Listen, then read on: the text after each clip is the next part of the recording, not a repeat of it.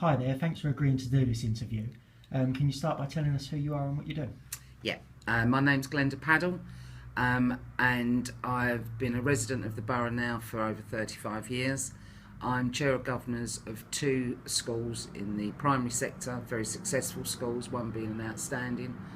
I was a magistrate previously for about 12 years, and I've been really involved in education in the Borough for over 35 years. And last year I was awarded the Freedom of the Borough, and I was very honoured to receive that in acknowledgement of the amount of work that I have done towards education in Barking and Dagenham. So it's fair to say you're very active in the community. Yeah. And could you tell us how long you've lived in the Borough? Yeah, majority of my life, probably over 35 years now. Great, and you know why we're here today. Yeah. Jon Cruddas has launched a mass campaign to save the Civic Centre and secure the future of public services for local residents. And part of that is we're interviewing local people to find out what the Civic building means to them. So in your own words, could you tell us what the Civic Centre means to you? Yeah, sure. I mean, I think the most important thing is that the building is an iconic building, and it looks such a prestigious building, and it means a lot to a lot of people in the borough. It's very accessible for people that live in the Dagenham part of the borough.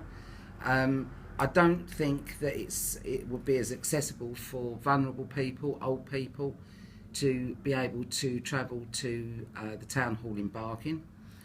The issue really is that, they need somewhere where they can actually feel that they're part of and go to.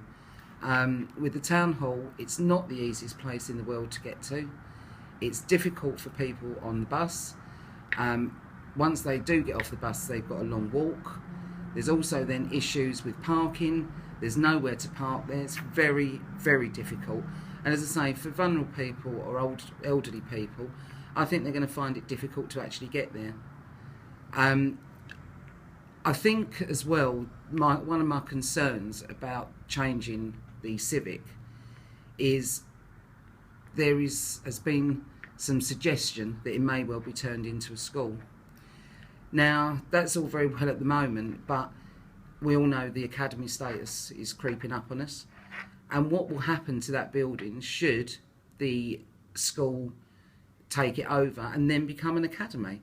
We know from other academies that have taken over schools in the borough that when these properties are taken over, they normally pay a peppercorn rent for however long the lease is. And then what happens to the building afterwards? And I think that's a real worry as far as I'm concerned. You've also then got the issue as well of the extra traffic, people traffic, ordinary traffic, if that was to become a school. And it doesn't seem right that a building like that should be used for a school. Right. And you mentioned kind of the accessibility of public services and people having to travel far, and you also mentioned that it's an iconic building. What do you think it means to the people of Dagenham, that building? Well, it's an integral part of Dagenham's identity, and it means a lot to those people in Dagenham, and it needs to be there for the people of Dagenham. Great. Well, thanks for sparing a bit of time for us today.